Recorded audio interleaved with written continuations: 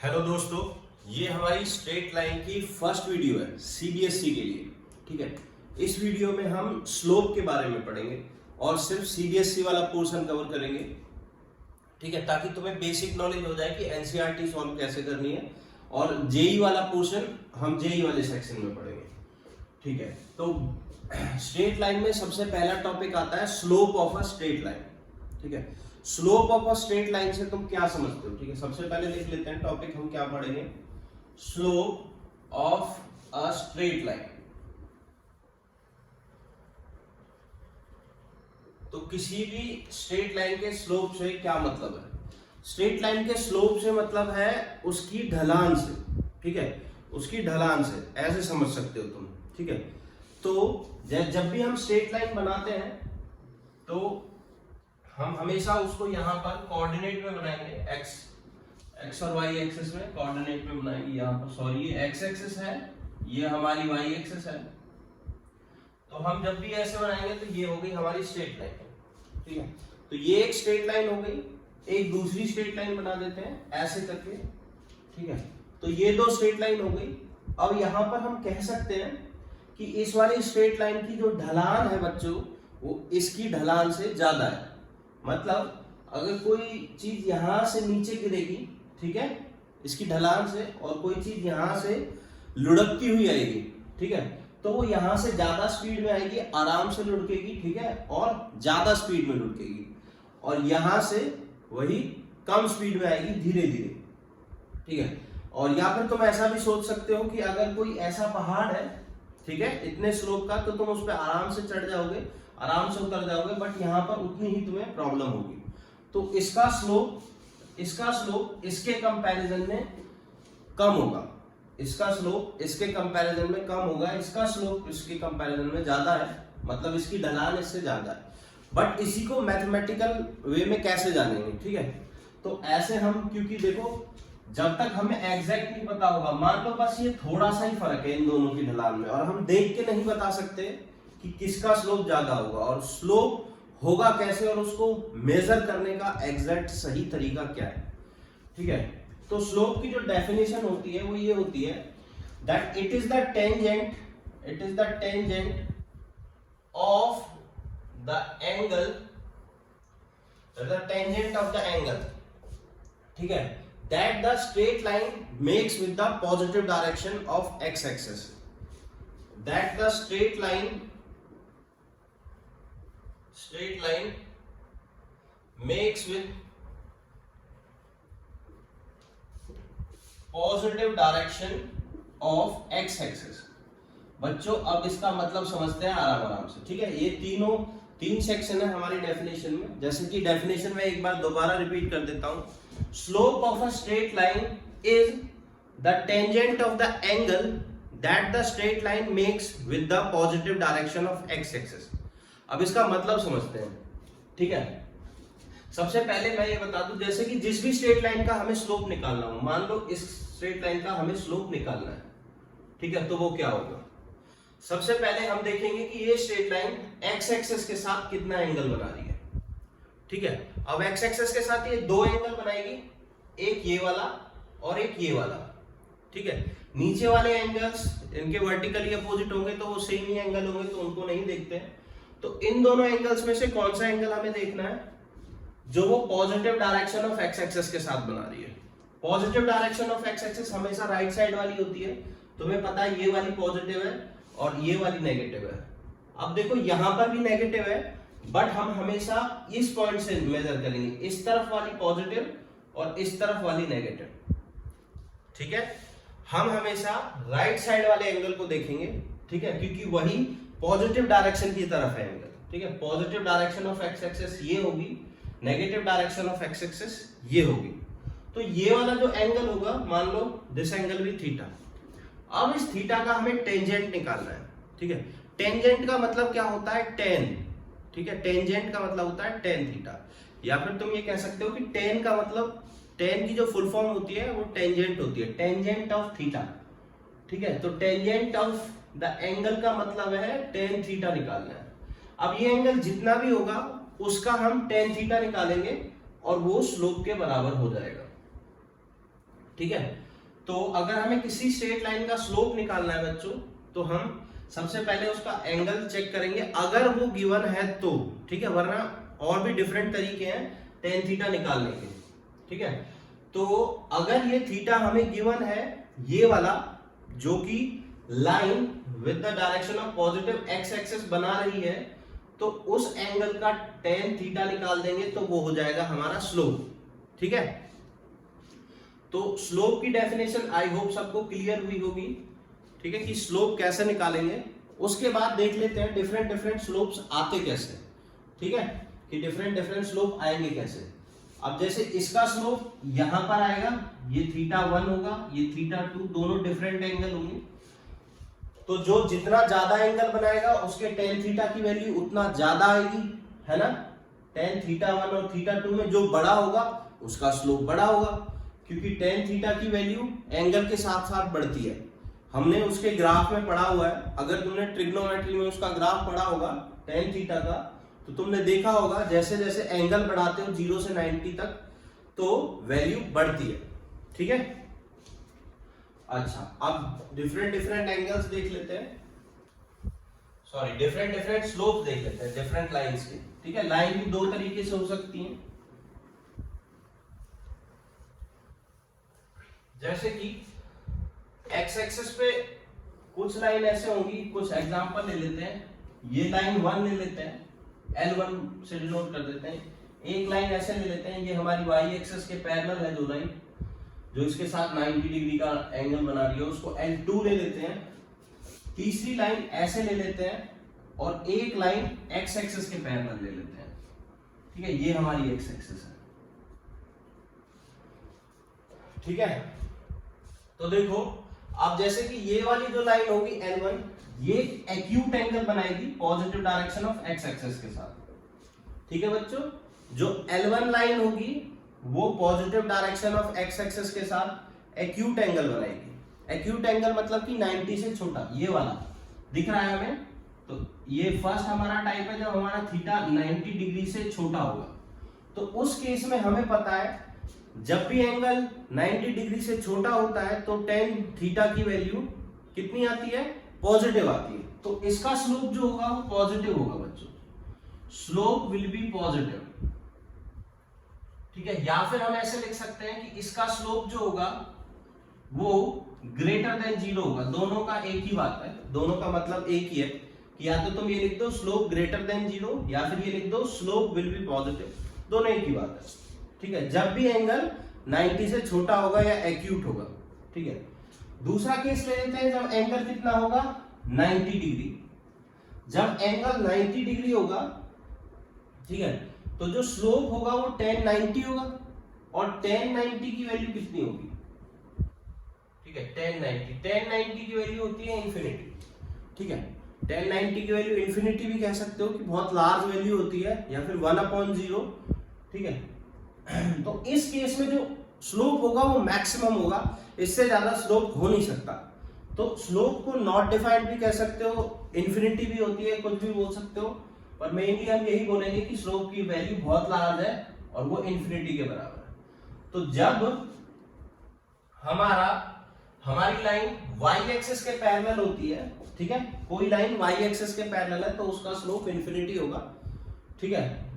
अब अगर लाइन ये पैरेलल लाइन से इस तरफ लीन कर रखी है, ठीक है, इस तरफ लीन हो रखी है, ध्यान रखो ये वाली लाइन एक्यूट एंगल बना रही थी और ये वाली लाइन जो है ऑब्ट्यूस एंगल बनाएगी। इसको थीटा 1 ले लेते हैं, ये थीटा 2 हो जाएगा, ठीक है। ये थर्ड लाइन है हमारे बच्चों, ये थर्ड लाइन हमारा जो एंगल बनाएगी वो ऑब्ट्यूस एंगल बना रही है, और जब भी ऑब्ट्यूस एंगल बनाएगी तो टेन थीटा की वैल्यू जो ये थीटा 2 की वैल्यू 90 से बड़ी होगी, 180 से छोटी होगी, ठीक है। तो हम यहां से देख के अच्छे से कह सकते हैं कि जो थीटा 2 होगा वो 90 से छोटा होगा, सॉरी 90 से बड़ा होगा और 180 से छोटा होगा, ठीक है, यानी कि सेकंड क्वाड्रेंट में लाई करेगा, ठीक है। ये 90 π/2 से पाई तक, यानी कि सेकंड क्वाड्रेंट में लाई करेगा। अगर वो सेकंड क्वाड्रेंट में लाई करेगा तो हमें पता है जो tan थीटा 2 की वैल्यू क्या होगी, नेगेटिव। सेकंड क्वाड्रेंट में tan की वैल्यू नेगेटिव होती है, तो हम यहाँ से अच्छे से कह सकते हैं कि यहाँ पर tan थीटा 2 यानी कि इसका स्लोप जो होगा वो नेगेटिव होगा, नेगेटिव यानी लेस देन 0, तो ऐसा भी लिख सकते हैं नेगेटिव स्लोप। ध्यान रखना, अब तुम देख के बता सकते हो जो लाइन ऐसे लीन कर रही है उनका स्लोप पॉजिटिव, ऐसे लीन कर रही है उनका स्लोप नेगेटिव, स्ट्रेट है बिल्कुल वाई एक्सिस के पैरेलल तो उनका स्लोप इन्फिनिटी, क्योंकि तुम खुद सोच सकते हो इससे ज्यादा स्लोप होता नहीं है किसी का। अब यहां पर देखो ऐसी लाइन जो कि एक्स एक्सिस के पैरेलल है, अब वो तुम इसका एक्स एक्सिस के साथ एंगल तो नहीं निकाल सकते, पर तुम ये देख सकते हो अगर मैं इसको नीचे टच करूं तो कहीं ना कहीं आगे जाके ये मीट कर रही होंगी। हम ये मान के चलते हैं कि पैरेलल लाइंस इनफाइनाइट पे जाके मीट करती हैं और उनके बीच में जो एंगल होता है वो 0 डिग्री होता है, ठीक है, कहीं पर जाके मीट कर रही होंगी और वो जो एंगल होगा बिल्कुल 0 डिग्री होगा, ठीक है। तो इसके और इसके बीच में जो एंगल होगा वो 0 डिग्री होगा, इसका मतलब ये एक्स एक्सिस के साथ 0 डिग्री एंगल बना रही है, उस केस में स्लोप आ जाएगा tan 0 डिग्री और उसकी वैल्यू होगी 0। तो जब लाइन हमारी एक्स एक्सिस के पैरेलल होगी तो उसका स्लोप होगा 0। तो बच्चों देखो हमने यहाँ पर 4 चीजें पढ़ी।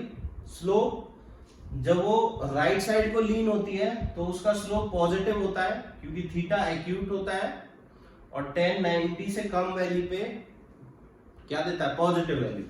tan 90 से बड़ी वैल्यू पे नेगेटिव देता है, तो जो राइट साइड लेफ्ट साइड पे लीन होंगी वो सारी की सारी क्या होंगी, नेगेटिव स्लोप वाली लाइंस होंगी, और जो वाई एक्सिस के पैरेलल होंगी उनका स्लोप इन्फिनिटी होगा, ठीक है। तो यहां से हमें एंगल से स्लोप निकालने का तरीका पता चल गया।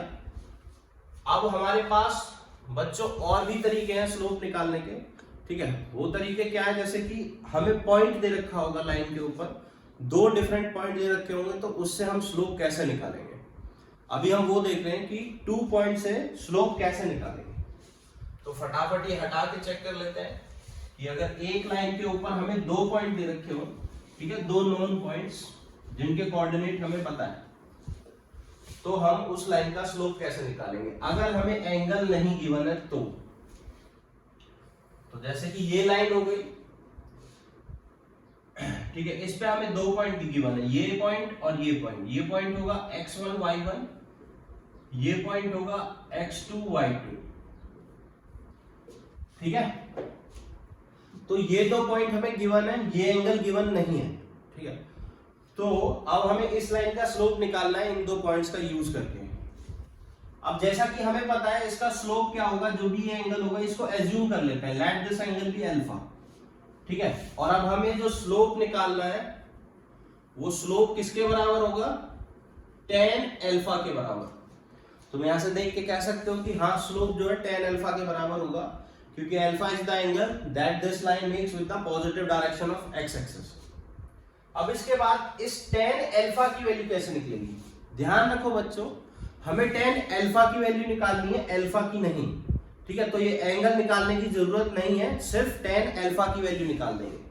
tan अल्फा क्या होगा, परपेंडिकुलर अपॉन बेस, वो हमें बेसिक 10th क्लास से पता है।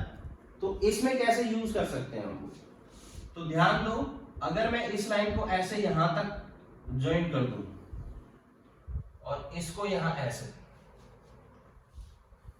और ये यहां पर ऐसे, ठीक है, तो तुम देख सकते हो बच्चों कि ये वाली जो लाइन है वो एक्स एक्सिस के पैरेलल है, ठीक है। तो ये वाला जो एंगल अल्फा होगा वो इसके बराबर हो जाएगा, ठीक है, कॉरेस्पॉन्डिंग एंगल से। अब तुम बच्चों देख सकते हो कि इस पॉइंट के कोऑर्डिनेट x1 y1 है, तो ये वाली लेंथ हो जाएगी हमारी y1, जो कि ये इसके बराबर है y1। यहां पर हमने रेक्टेंगल बनाया है, तो ये y1 तो ये y1, थोड़ा ध्यान से देखना है बच्चों ये। और ये वाली जो है वो x1 हो जाएगी, क्योंकि ये x कोऑर्डिनेट यहां से यहां तक x1 है, तो ये वाली डिस्टेंस भी x1 हो जाएगा, ठीक है। अब ऐसे ही इस पॉइंट के लिए देख लेते हैं, यहां से यहां तक का डिस्टेंस किसके बराबर होगा, यहां तक, यहां से यहां तक का डिस्टेंस होगा तुम्हारा y2, तो ये वाला डिस्टेंस भी हो जाएगा हमारा y2, ठीक है। अब यहां से यहां तक का डिस्टेंस हो जाएगा हमारा सेम तरीके से x2, ठीक है। अब इस ट्रायंगल में ये वाला जो ट्रायंगल है, इस ट्रायंगल में ये वाली लेंथ कितनी होगी, ये वाली लेंथ हमारी y1 होगी इसके बराबर, ठीक है। तो ये वाली लेंथ हो जाएगी y2 माइनस y1, और यहां से यहां तक की लेंथ हमारी है x2, ठीक है। यहां से यहां तक की लेंथ हमारी x2 है, ऊपर से देख सकते हैं हम, और ये वाली x1 है, तो ये वाली लेंथ हो जाएगी x2 माइनस x1। तो यहां से देख सकते हैं हम इस ट्रायंगल में अगर ये दो पॉइंट्स के कोऑर्डिनेट हमें पता है तो हम ये वाला डिस्टेंस और ये वाला डिस्टेंस आराम से निकाल सकते हैं, ठीक है बच्चों। तो हम क्या कर सकते हैं, देखो अगर हमें ये वाला कोऑर्डिनेट और ये वाला कोऑर्डिनेट पता है पॉइंट का, तो हम ये और ये डिस्टेंस आराम से निकाल सकते हैं, जो कि परपेंडिकुलर और बेस होगा इस एंगल के लिए, ठीक है। तो tan अल्फा की वैल्यू परपेंडिकुलर अपॉन बेस होती है, तो यहीं से हमारा स्लोप निकल जाएगा कितना, y2 माइनस y1, जो कि परपेंडिकुलर है इधर, perpendicular upon base upon x2 minus x1। तो बच्चों स्लोप निकालने का एक दूसरा तरीका भी हमें आ गया कि अगर हमें दो पॉइंट दे रखे हैं तो हम डायरेक्ट स्लोप कैसे निकाल सकते हैं, y2 minus y1 divided by x2 minus x1, ठीक है। अब तुम किसी में से कोई भी माइनस कर सकते हो, क्योंकि नीचे से माइनस कॉमन ले लोगे, ऊपर मल्टीप्लाई कर दोगे, तो दोनों में x1 माइनस x2 और y1 माइनस y2 आ जाएगा। तो कोई फर्क नहीं पड़ता तुम किस में से किसको माइनस कर रहे हो, तुम्हें बार बार डायग्राम बना के चेक नहीं करना है, सिर्फ यही फॉर्मूला ध्यान रखना है, ठीक है। ये डायग्राम बार बार नहीं बनाना है, बस ध्यान रखो अगर दो पॉइंट दे रखे हैं तो तुम किसी में से भी किसी को माइनस करो, कोई फर्क नहीं पड़ता है, ठीक है। बट ध्यान रखना अगर y2 में से y1 माइनस कर रहे हो तो x2 में से x1 माइनस करना, और यहां से तुम्हें स्लोप पता चल जाएगा, ठीक है। तो ये एक और तरीका हो गया स्लोप निकालने का।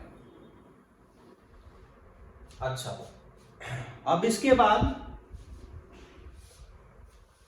हम थोड़ी सी स्लोप की एप्लीकेशन पढ़ते हैं कि अगर हमें दो लाइन का स्लोप गिवन है, ठीक है, अगर हमें दो लाइंस का स्लोप गिवन है तो वो दो लाइन किस पॉइंट मतलब कितने एंगल पे इंटरसेक्ट कर रही होगी ये हमें निकालना है, ठीक है।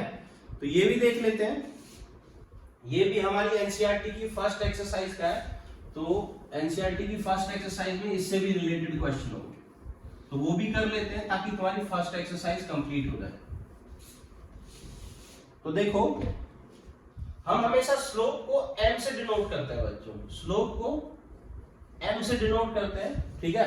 तो m is equals to tan theta, ये बस डिनोट करने का एक तरीका है, जैसे एंगल को थीटा से डिनोट करते हैं ऐसे स्लोप को m से डिनोट करते हैं। तो मान के चलो ये हमारी कोऑर्डिनेट एक्सिस है और यहाँ पर दो लाइन है, एक लाइन ये रही, दूसरी लाइन ये रही, ये लाइन L1 है, ये लाइन L2 है, ठीक है। और इन दोनों लाइंस का स्लोप हमें गिवन है, मान के चलो इस लाइन का स्लोप हमें गिवन है m1, इस लाइन का स्लोप हमें गिवन है m2, और हमसे पूछा है कि ये दोनों लाइन कितने एंगल पे इंटरसेक्ट करती हैं ये निकालो। तो मान के चलते हैं कि यहां पर ये थीटा एंगल बनाती है, ठीक है, और ये वाला एंगल मान लेते हैं अल्फा और ये वाला एंगल मान लेते हैं बीटा, ठीक है। तो हम यहाँ अच्छे से बता सकते हैं कि इस लाइन का स्लोप कितना है, tan अल्फा, जिसकी वैल्यू m1 दी हुई है, तो m1 को tan अल्फा के इक्वल रख देते हैं, और इस लाइन का स्लोप कितना होगा tan बीटा, तो m2 को tan बीटा के इक्वल रख देते हैं, ठीक है। हमें अल्फा बीटा पता होने की जरूरत नहीं है, हमें सिर्फ tan अल्फा और tan बीटा की वैल्यू पता होने की जरूरत है। अब देखो तुम यहां से साफ बता सकते हो, अगर ये थीटा है जो दो लाइनों के बीच का एंगल है, तो ये भी थीटा होगा वर्टिकली अपोजिट। अब हम यहां से कह सकते हैं that beta is equals to alpha plus theta, ठीक है। तो हम यहां से कह सकते हैं beta is equals to alpha plus theta और theta is equals to beta minus alpha. अब दोनों तरफ tan ले लेंगे, ठीक है, तो tan थीटा की वैल्यू हो जाएगी हमारी tan बीटा माइनस अल्फा। अब बच्चों अगर तुम ट्रिग्नोमेट्रिक पढ़ चुके हो तो तुम्हें पता है कि tan a माइनस b का फॉर्मूला होता है हमारे पास, तो वो फॉर्मूला लगा देते हैं। That formula is tan beta minus tan alpha upon 1 minus tan alpha tan beta, तो ये आ गया हमारा टेन थीटा, ठीक है। अच्छा, अब टेन अल्फा और टेन बीटा की वैल्यू डाल देते हैं, जो कि m1 और m2 हमें गिवन है, ठीक है। तो यहां से आ जाएगा m2 minus m1 divided bye, actually अगर यहाँ माइनस है, यहाँ माइनस और यहाँ प्लस होता है, ये मैंने फॉर्मूला गलत लिख दिया है, तो यहाँ प्लस आएगा, और 1 प्लस m1 m2, ये फॉर्मूला होता है tan a माइनस b का, ये फॉर्मूला होता है। वो माइनस मैंने गलती से लिख दिया था। अब यहाँ पर देखो, ये माइनस ये प्लस, और यहाँ पर tan थीटा आता है। अब ध्यान रखना बच्चों, ये जो tan थीटा की वैल्यू है, ये हम एक्यूट एंगल के लिए निकाल रहे हैं, तो कभी कभी हमें ध्यान नहीं रहता दोनों में से कौन सा बड़ा है। वैसे तो हम हमेशा बड़े में से छोटा माइनस करते हैं, बट कभी कभी ध्यान नहीं रहता तो हम हमेशा इसको मॉड में ले लेते हैं, ठीक है, ताकि tan थीटा की वैल्यू पॉजिटिव आए और एक्यूट एंगल की वैल्यू निकल के आए, ठीक है बच्चों। तो ये हो गया दो लाइंस के बीच में एंगल निकालने का तरीका। अब तुम लोग सोच रहे होगे एंगल नहीं निकला, सिर्फ tan थीटा निकला, तो ये चीज हम 12th क्लास में सीखेंगे कि tan थीटा से थीटा कैसे निकालना है। तब तक हम थीटा को ऐसे करके लिख देंगे, theta is equals to tan inverse, और उसके अंदर ये सारी value m2 minus m1 divided by 1 plus m1 m2। अगर ये नीचे वाली चीज समझ में नहीं आई है तो कोई दिक्कत नहीं है, बस ये यहां से थीटा निकालने का तरीका है, जो कि हम 12th क्लास के सेकेंड चैप्टर में पढ़ेंगे, ठीक है। तब तक के लिए इसको बस ऐसे ही याद कर लो, या फिर ऐसे समझ लो कि tan उधर जाके tan इनवर्स हो गया, ठीक है। ऐसा नहीं है कि वहां जाके डिवाइड में हो गया, माइनस लग गई पावर। ये इनवर्स फंक्शन डिनोट करता है, वो इनवर्स फंक्शन हम 12th क्लास में पढ़ेंगे। तब तक के लिए ये चीज बस ऐसे ही याद कर लो। बस इतना ध्यान रखो कि ये वाला एंगल निकाला जा सकता है अगर हमें इन दोनों का स्लोप गिवन हो तो, ठीक है। अब बच्चों तुम बैठ के फर्स्ट एक्सरसाइज लगाओ, और फर्स्ट एक्सरसाइज में एक और चीज, सॉरी एक और चीज मैं भूल गया कि इससे हम कई चीजें निकाल सकते हैं। जैसे कि अगर ये दोनों लाइन परपेंडिकुलर होंगी, ठीक है, मैं ये रब कर देता हूं, अगर ये दोनों लाइन परपेंडिकुलर होंगी, परपेंडिकुलर मतलब कि एक दूसरे के बीच में जो एंगल बन रहा होगा वो 90 डिग्री का बन रहा होगा, तो ये थीटा की वैल्यू 90 डिग्री रख देते हैं यहां पर, ठीक है। तो tan 90 degree m2 minus m1 divided by 1 plus m1 m2, ठीक है। tan 90 की वैल्यू होती है 1/0, तो बताओ ये वाली वैल्यू 1/0 कब देगी बच्चों? ये वाली वैल्यू 1/0 जब देगी जब इसका डिनोमिनेटर में 0 आ जाएगा, ठीक है। या फिर तुम ये कह सकते हो ये वाली वैल्यू इंफिनिटी कब देगी? इंफिनिटी जब देगी जब नीचे 0 आ जाए। अब ऊपर 1 आने की जरूरत नहीं है, ऊपर कितना भी डिस्टेंस हो, ठीक है। तो हम ये कह सकते हैं जैसे कि ऊपर 8/0 आ गया तो भी ये क्या है, तो भी ये वाली चीज इंफिनिटी के बराबर हो रही है। तो ऊपर से मतलब नहीं है, सिर्फ डिनोमिनेटर में 0 आना चाहिए। तो डिनोमिनेटर में 0 कब आएगा? जब 1 प्लस m1 m2 0 के बराबर हो जाएंगे। तो यहीं से हमारा आ गया m1 m2 is equals to -1, m1 is equals to -1/m2। तो ये हमारी इक्वेशन हो गई, किसकी? कंडीशन हो गई, सॉरी, जब लाइंस परपेंडिकुलर होती हैं। एक लाइन ये और दूसरी लाइन ये जो उसके परपेंडिकुलर है, तो हम ये कह सकते हैं अगर इस लाइन का स्लोप m है तो दूसरी वाली लाइन का स्लोप होगा 1/m -1/m। कौन सी प्रॉपर्टी से? इस प्रॉपर्टी से, ठीक है। तो दो परपेंडिकुलर लाइन स्लोप से आपस में ऐसे रिलेटेड होती है।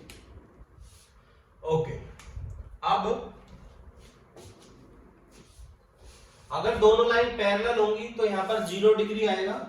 या फिर हम ये भी समझ सकते हैं अगर दो लाइन पैरेलल होंगी तो वो एक्स एक्सिस के साथ सेम एंगल बनाएंगी, ठीक है। जैसे कि ये लाइन हमने खींच दी, बिल्कुल सेम अल्फा एंगल बनाएगी अगर ये दोनों पैरेलल है। तो पैरेलल लाइंस का स्लोप 0 होता है। या फिर तुम यहां से भी देख सकते हो फॉर्मूले से, tan को 0 रखूंगा तो ऊपर वाला 0 हो जाएगा, ठीक है। तो m1 is equals to m2। अगर दो लाइन पैरेलल है तो उनका स्लोप इक्वल होगा, m1 is equals to m2 for parallel lines.